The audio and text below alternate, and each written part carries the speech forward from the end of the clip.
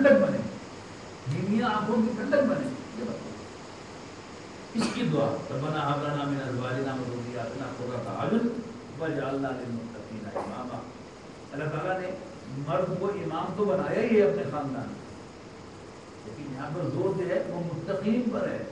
وجعلنا للمتقین اماما، اور مجھے متقیوں کا، اللہ کے ڈرنے والوں کا امام بنا.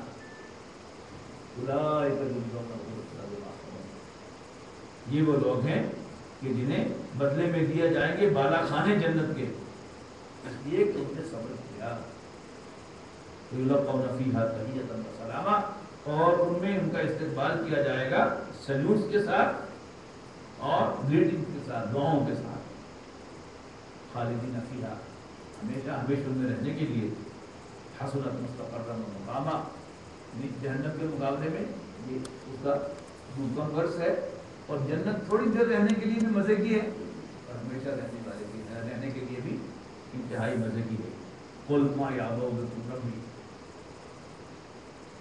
اب باقی صورتوں میں آپ کو یاد ہوگا کہ زیادہ زور سے یہ بات بار بار کہی جاتی تھی کہ عذاب آنے والا ہے تم پر. اس صورت میں اس نے قوموں کا ذکر تو کیا ہے، لیکن کھل کھلا کر یہ بات بار بار نہیں اسے کہ تم پر عذاب آنے والا ہے.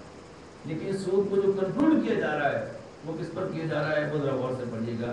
قل ما یعبأ بکم ربی لولا دعاؤکم، تو میرے رب کو تمہاری کوئی پرواہ نہیں ہے. اے مکے والو، میرے رب کو تمہاری کوئی پرواہ نہیں ہے. میں جو تمہاری منتیں کرتا پھر رہا ہوں اس لیے نہیں کہ میرے رب کو تمہاری ضرورت ہے.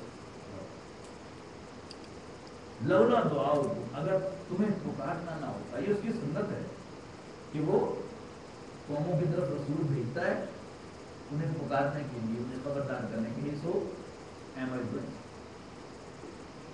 فقط کذبتم، لیکن تم جھٹلا چکے ہو.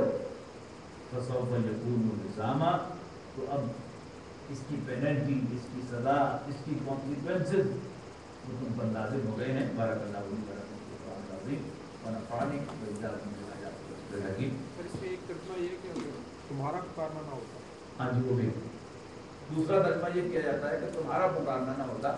یعنی کچھ لوگ مکے میں ایسے تھے کہ جو باقاعدہ اللہ تعالیٰ سے دعا کیا کرتے تھے کہ اللہ ہم صرف تیری مدد کرنا چاہتے ہیں، لیکن ہمیں راستہ معلوم نہیں ہے، تو انہیں سے جانا ہوتا ہے. تو ان کی ریکویسٹ پر بھیجا ہے، ورنہ اب تم بتا چکے ہو، تم سزائے کیا.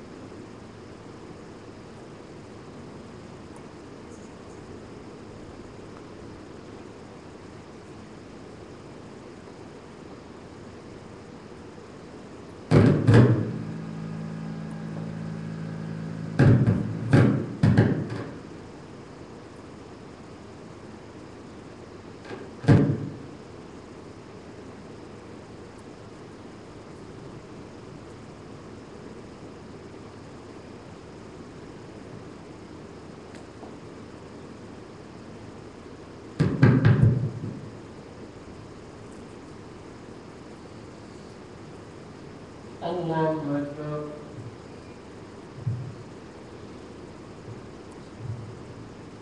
الحمد لله رب العالمين الرحمن الرحيم مالك يوم الدين إياك نعبد وإياك نستعين اهدنا الصراط المستقيم صراط الذين أنعمت عليهم غير المغضوب عليهم ولا الضالين.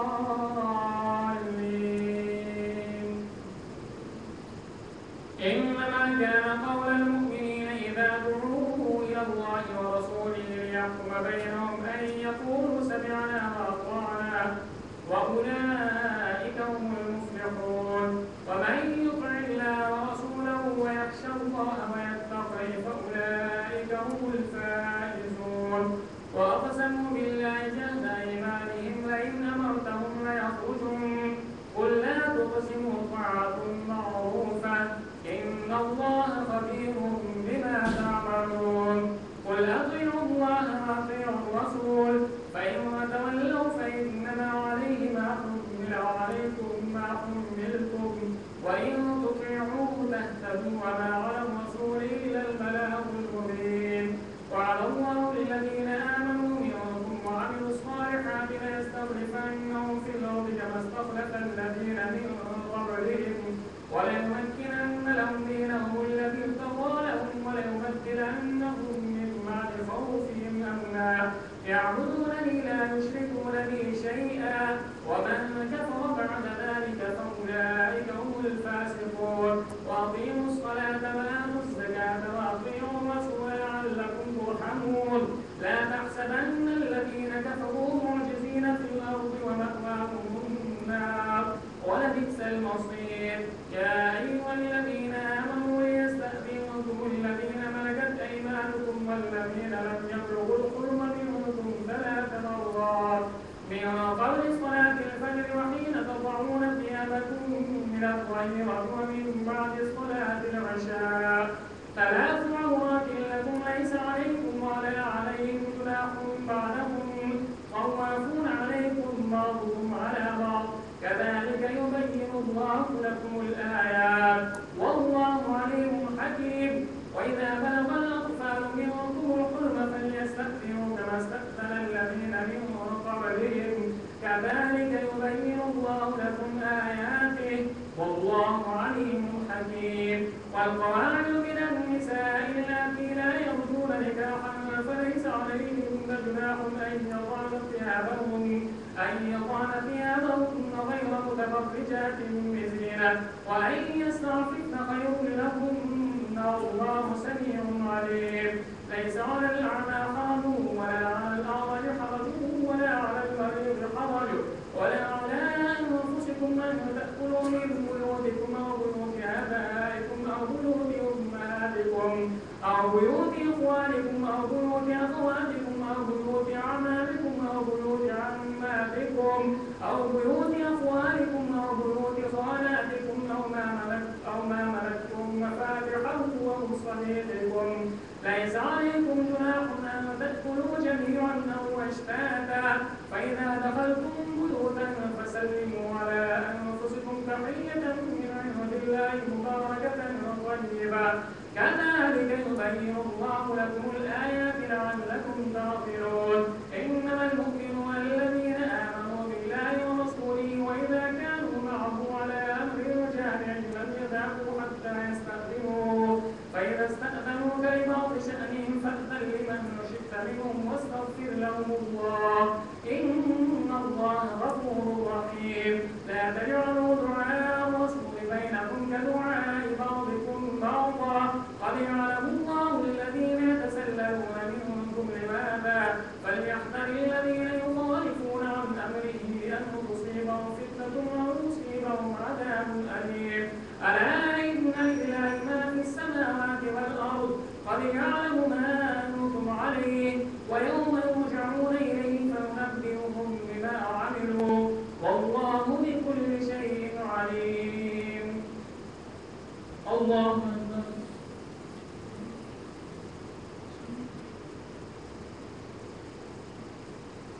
سمع الله لمن حمده الله أكبر.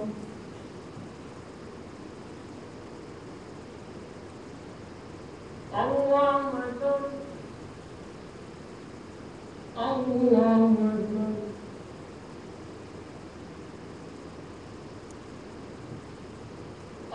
الله أكبر. الحمد لله رب العالمين الرحمن الرحيم مالك يوم الدين إياك نعبد وإياك نستعين اهدنا الصراط المستقيم صراط الذين أنعمت عليهم غير المغضوب عليهم ولا الضالين. تبارك الذي نزل الفرقان على عبده ليكون للعالمين نذيرا الذي له ملك السماوات والأرض ولم يتخذ ولدا ولم يكن له شريك في الملك وخلق كل شيء فقدره تقديرا واتخذوا من دونه آية لا يخلقون شيئا وهم يخلقون ولا يملكون لأنفسهم ضرا ولا نفعا ولا يملكون موتا ولا حياة ولا نشورا. قل أنزله الذي يعلم السر في السماوات والأرض إنه كان غفورا رحيما. وقالوا ما لهذا الرسول يأكل الطعام ويمشي في الأسواق لولا أنزل إليه ملك فيكون معه نذيرا أو يلقى إليه كنز أو تكون له جنة يأكل منها. وقال الظالمون إن تتبعون إلا رجلا مسحورا. انظر كيف ضربوا لك الأمثال فضلوا فلا يستطيعون سبيلا. الله أكبر.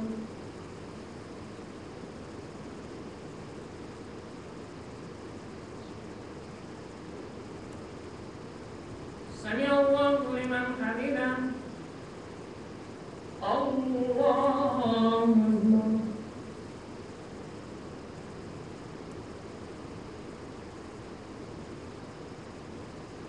الله أكبر. الله أكبر.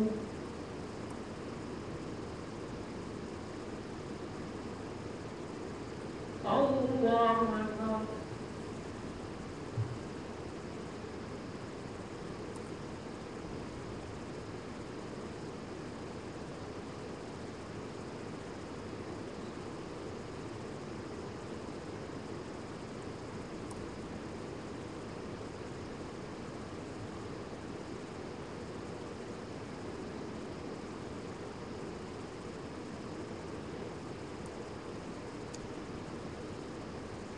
السلام عليكم ورحمة الله.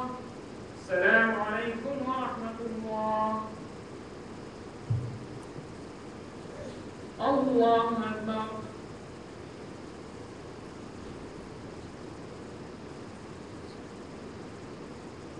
الحمد لله رب العالمين الرحمن الرحيم مالك يوم الدين إياك نعبد وإياك نستعين اهدنا الصراط المستقيم صراط الذين أنعمت عليهم غير المغضوب عليهم ولا الضالين.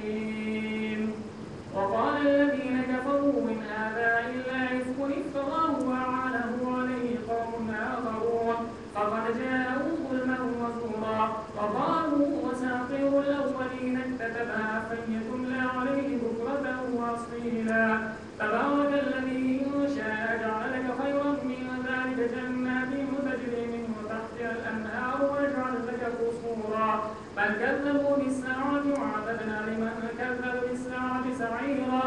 إذا رأتهم من مكان بعيد وسمعوا لها تغيظا وزفيرا.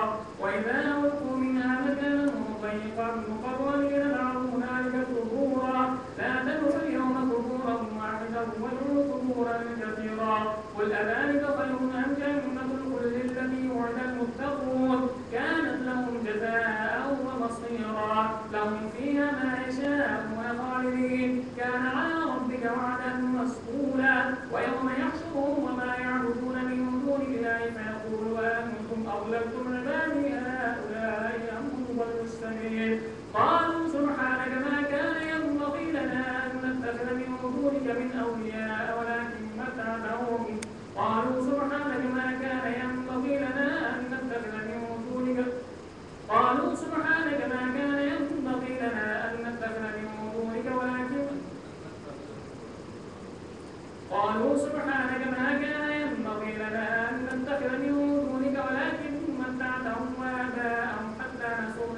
وكانوا قوما بورا فقد كذبوكم بما تقولون فما تستطيعون صرفا ولا نصرا ومن يظلم منكم نذقه عذابا كبيرا وما أرسلنا قبلك من المرسلين إلا إنهم ليأكلون الطعام ويمشون في الأسواق وجعلنا بعضكم لبعض فتنة أتصبرون وكان ربك بصيرا وقال الذين لا يرجون لقاءنا لولا أنزل علينا الملائكة وترى ربنا لقد استكبروا في أنفسهم وعتوا عتوا كبيرا يوم يرون الملائكة لا بشرى يومئذ للمجرمين ويقولون حجرا محجورا وقدمنا إلى ما عملوا من عمل فجعلناه هباء منثورا أصحاب الجنة يومئذ خير مستقرا وأحسن مقيلا ويوم تشقق السماء بالغمام ونزل الملائكة تنزيلا الملك يومئذ الحق للرحمن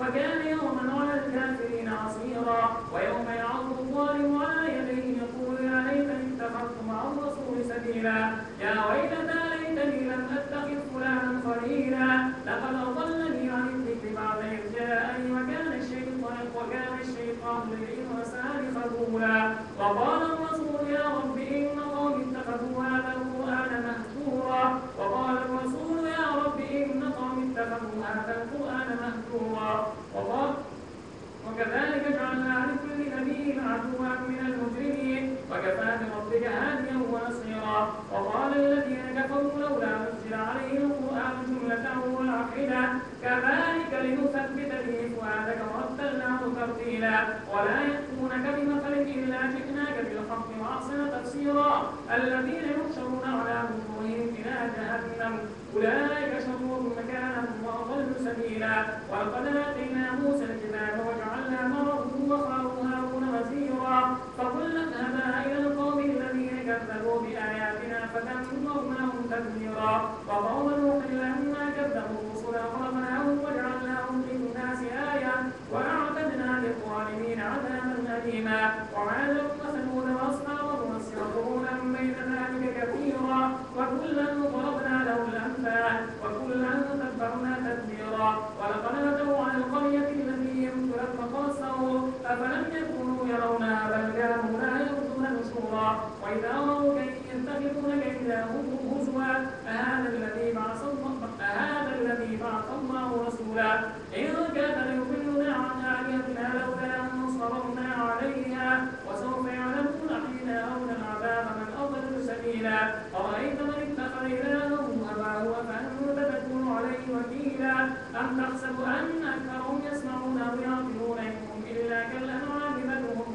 أضل سبيلا ألم تر إلى ربك كيف مد الظل ولو شاء لجعله ساكنا ثم جعلنا الشمس عليه دليلا ثم قبضناه إلينا قبضا يسيرا وهو الذي جعل لكم الليل لباسا والنوم سباتا وجعل النهار نشورا وهو الذي يرسل الرياح بشرا بين يدي رحمته وأنزلنا من السماء ماء طهورا لنحيي به بلدة ميتا ونسقيه مما خلقنا أنعاما وأناسيا كثيرا ولقد صرفنا بينهم ليذكروا فما أكثر الناس إلا كفورا ولو شئنا لبعثنا في كل قرية نذيرا فلا تطع الكافرين وجاهدهم به جهادا كبيرا وهو الذي مرج البحرين هذا عذب فرات وهذا ملح أجاج وجعل بينهما برزخا وحجرا محجورا وهو الذي خلق من الماء بشرا فجعله نسبا وصهرا وكان ربك قديرا ويعبدون من دون الله ما لا ينفعهم ولا يضرهم وكان الكافر على ربه ظهيرا وكان الكافر على ربه ظهيرا وما أرسلناك إلا مبشرا ونذيرا ويعبدون من دون الله ما لا ينفعهم ولا يضرهم وكان الكافر على ربه ظهيرا قل ما أسألكم عليه من ويعبدون من دون الله ما لا ينفعهم ولا يضرهم وكان الكافر على ربه ظهيرا قل ما أسألكم عليه من أجر إلا من شاء أن يتخذ إلى ربه سبيلا وتوكل على الحي الذي لا يموت وسبح بحمده وكفى به بذنوب عباده خبيرا الذي خلق السماوات والأرض وما بينهما في 6 أيام ثم استوى على العرش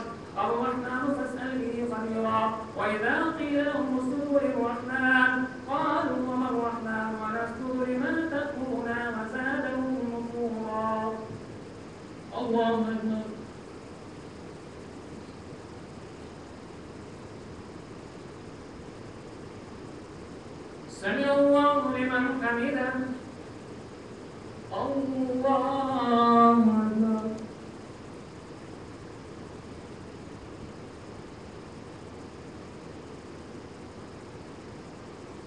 الله أكبر الله أكبر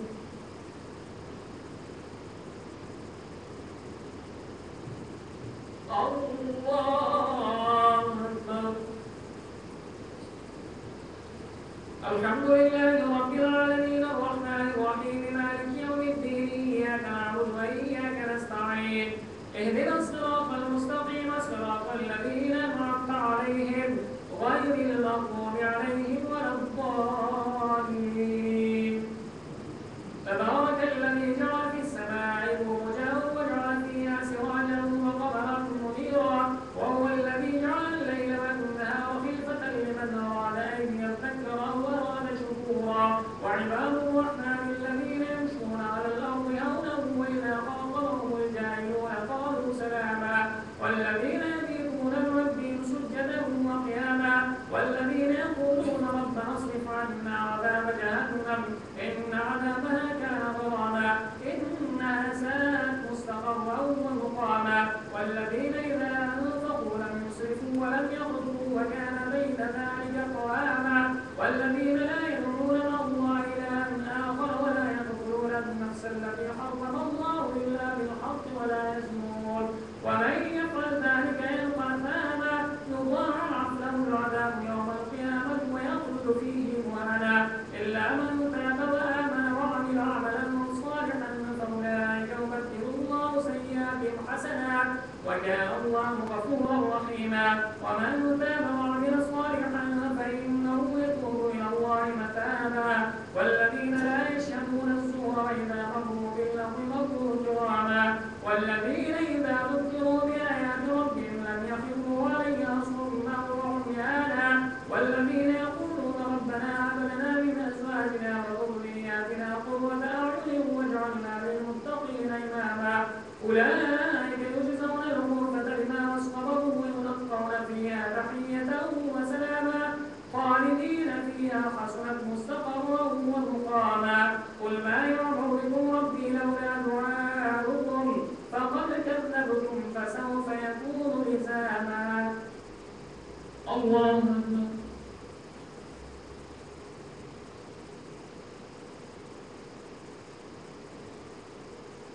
سمع الله لمن حمده الله أكبر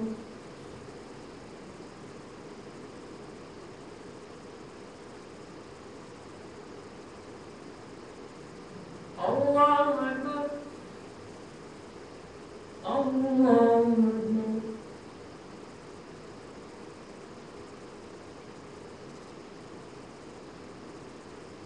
الله أكبر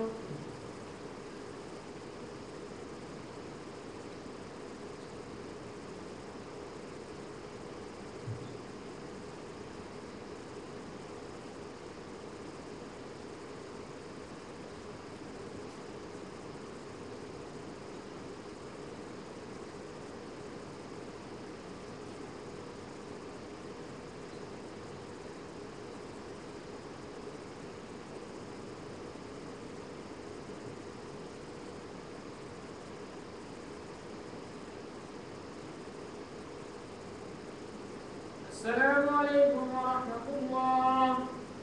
السلام عليكم